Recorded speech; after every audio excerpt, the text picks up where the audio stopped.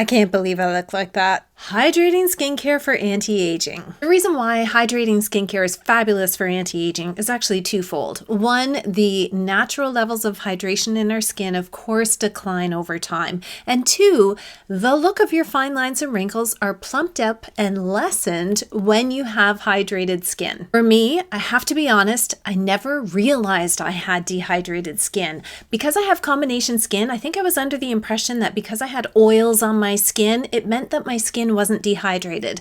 Boy, was I wrong. And I've shown this picture before, but I honestly can't believe I look like that. When I saw myself in this picture, it was the first time that I had realized I have dehydrated skin. Skin around my eyes was extremely crepey. All of my makeup was caking in that area. It was a wake-up call to me. Now that I know my skincare routine relies on very hydrating skincare ingredients, and I'm gonna go over my favorites today, my skin has been completely different. I can really honestly say that once I started focusing on hydrating skincare products in both my morning and evening skincare routine, I saw an immense improvement in the look of my fine lines and wrinkles, but probably more importantly, overall skin health. For reference, I have combination skin that's very sensitive prone and rosacea prone, so I do have to be very careful on the products I use because it will flare up my rosacea or the sensitivity in my skin. And I've found that hydrating skincare products also help to keep my rosacea at bay. And when my rosacea is under control, everything else can kind of fall into place. To start, I always opt for hydrating cleansers. Cleansing is super important, and if you follow my channel already, you know that in the morning I only use a very gentle cleanser, but most times I actually don't use a cleanser. I use water only to cleanse my face in the morning.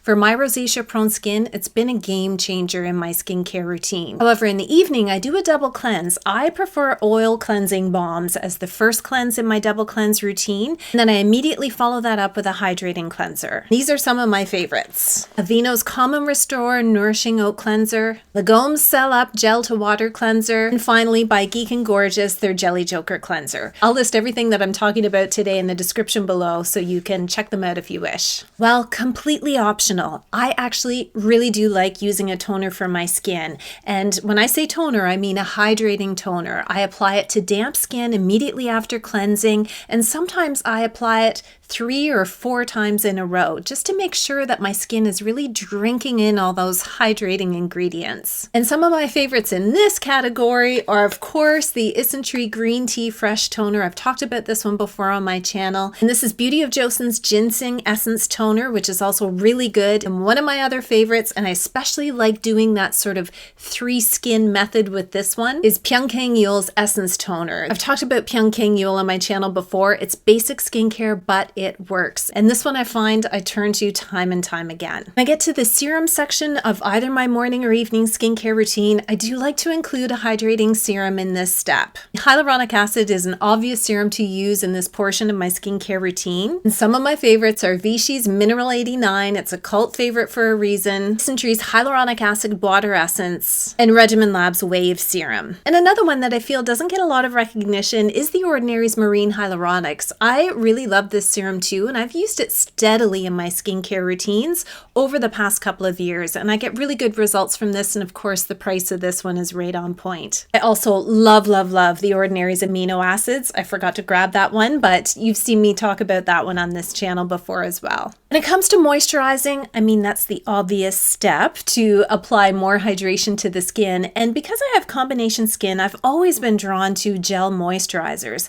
but I have to admit, as of late, I've been double moisturizing. Yes, I have. It's not some crazy scheme devised by brands, although if they're listening, I'm sure they'll probably tap into this to get you to fork out more money. It's just for me, where I live in Canada in the winter months, my skin just can't get enough hydration. And I find that using a gel moisturizer first for my first step in the double moisturizer, followed up with a richer, thicker moisturizer with ceramides in it for the second step of my moisturizer, has been so good. And it's also great for those of you who may not buy into or want to participate in the slugging trend, which is smearing Vaseline all over your face, although that can be a good option too. I find that this method has really been working for me. So some of my fave gel moisturizers are definitely this one. This is Iunik's Centella Gel Cream. I've also always loved Neutrogena's Hydro Boost Moisturizer. And this one was gifted to me by Indeed Labs, and this is their Hyaluronic Moisture Jelly, and it is also fabulous. So moving on to moisturizers with ceramides, I love this one by Sioris. It's their Deep in Barrier Cream.